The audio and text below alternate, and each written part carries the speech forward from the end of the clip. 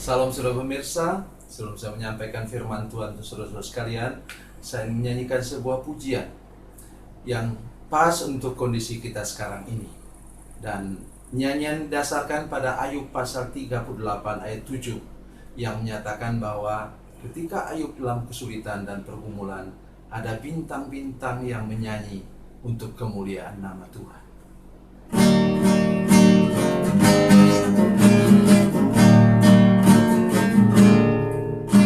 Tiada tampak terang di tengah hujan badai, sang pengembara merintih tak berdaya. Tinggal satu harapan, bila bintang bersinar, menunjuk kepada jalan yang benar. Bintang-bintang menyanyi nyanyian surgawi, membangkitkan nikmat hidup ini, 1000 tahun lagi.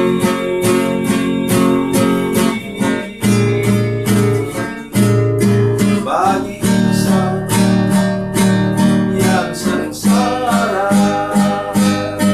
di hidupnya hari ini,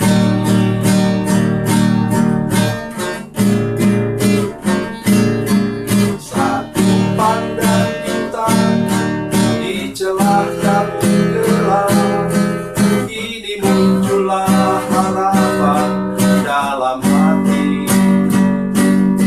Walaupun ku sendiri, ku tahu Tuhan ada, Allah Bapa pencipta bintang itu. Bintang-bintang menyanyi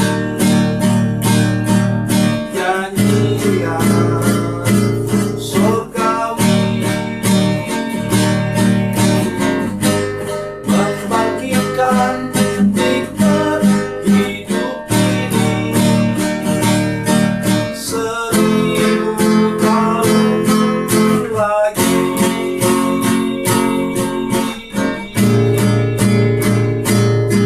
Bagi insan yang sengsara hidupnya hari ini.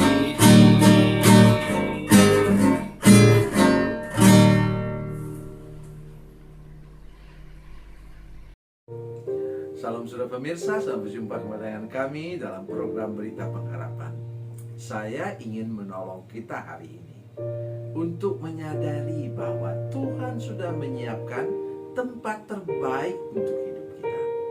Oleh karena itu, mari mencari Tuhan, menemukan rencana Allah dalam hidup saudara-saudara sekalian, sehingga nanti di sana saudara sukses, makmur, dan diberkati luar biasa oleh Tuhan.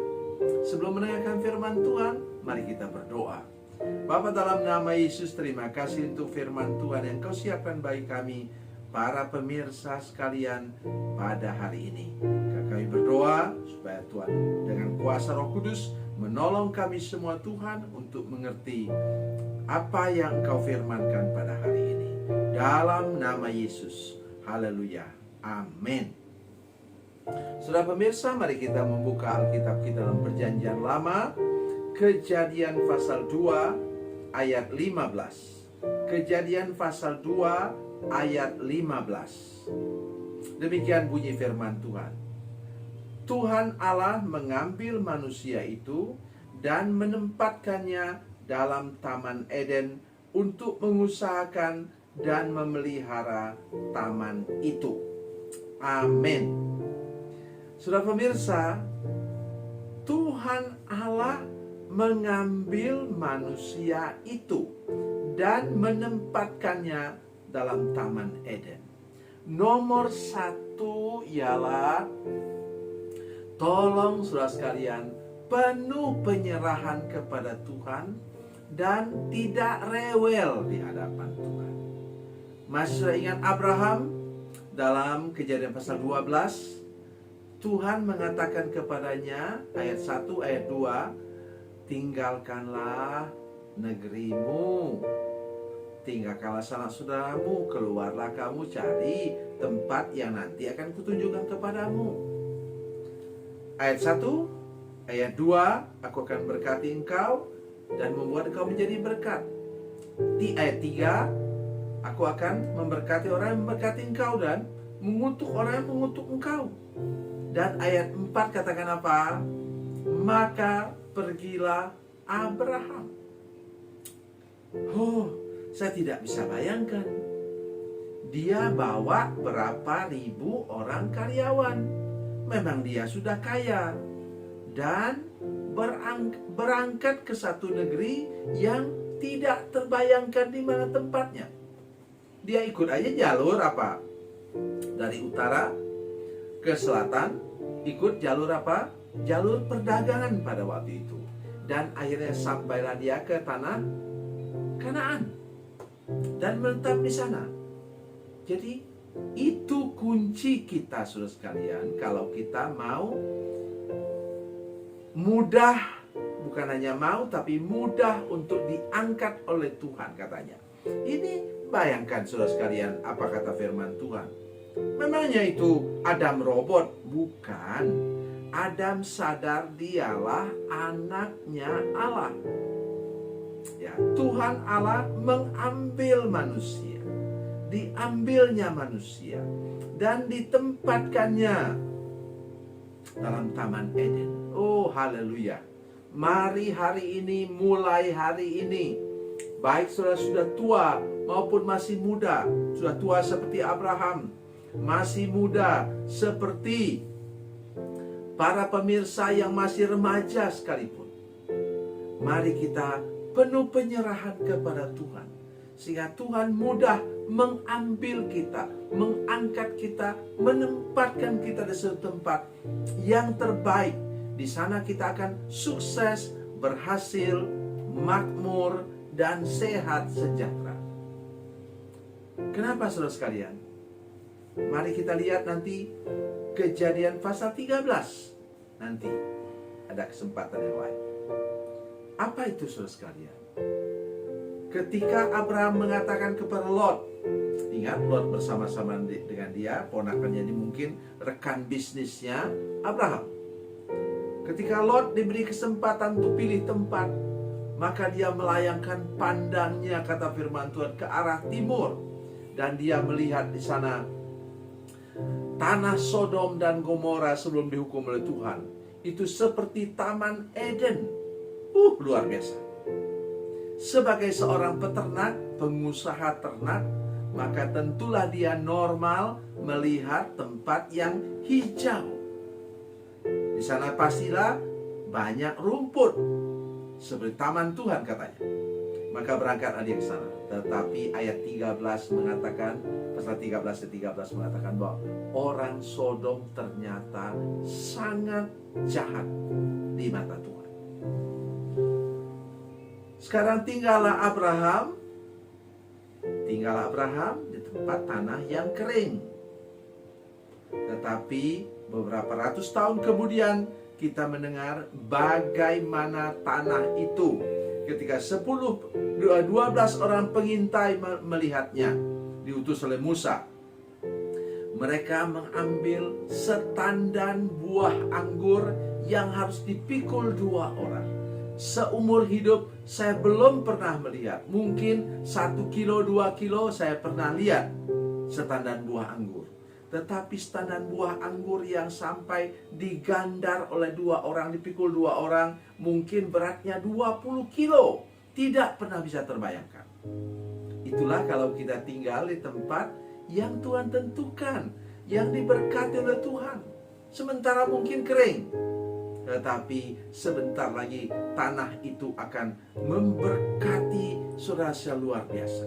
Karena sudah tinggal di tempat yang diatur oleh Tuhan, ditentukan oleh Tuhan bagi saudara-saudara sekalian. Tadi Adam itu mau saja diambil oleh Tuhan, mau ditempatkan oleh Tuhan, dan kemudian di sana dia ditugaskan oleh Tuhan untuk merawat, memelihara taman itu, saudara sekalian. Jadi tugas saudara di mana Tuhan menempatkan adalah saudara di sana bekerja, ikut aktif dalam semua kegiatan di RT RW, dan kemudian di sana saudara akan mengalami berkat yang luar biasa daripada Tuhan. Tidak ada yang lebih indah daripada tempat di mana saudara ditempatkan oleh Tuhan. Tujuan Tuhan sebenarnya di sanalah saudara mengalami semua penggenapan janji-janji Allah. Saudara perhatikan, di sana juga Adam menemukan teman hidup namanya Hawa. Di sanalah dia mendapatkan segala sesuatu yang terbaik, buah-buahan untuk hidup, lingkungan yang asli dan indah, harta benda. Di sana ada emas, ada batu krisopras sejenis berlian, dan di sana ada katanya itu damar bedolah. Damar bedolah itu apa? Bahan untuk membuat parfum yang mahal. Di sana karena dia ditempatkan oleh Tuhan di sana, mau ditaruh oleh Tuhan di sana, maka Adam mengalami seluruh kehidupan yang penuh dengan bahagia, sehat, sempurna, makmur, dan diberkati oleh Tuhan. Sama dengan itu, saudara sekalian, para pemirsa yang mau taat dan mau yang langkah hidupnya mau diatur oleh Tuhan. Tuhan Yesus memberkati, Tuhan Yesus baik. Mari kita berdoa. Bapa, dalam nama Yesus kami bersyukur kepadamu Tuhan untuk kesempatan mendengarkan firman Tuhan yang luar biasa ini.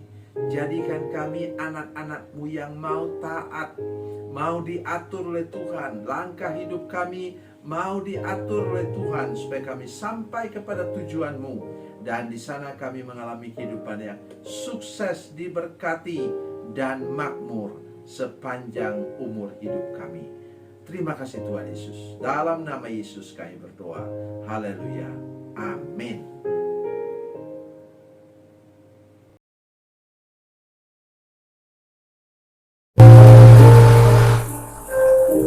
Bila Anda memerlukan dukungan doa kami, atau bila Anda punya masalah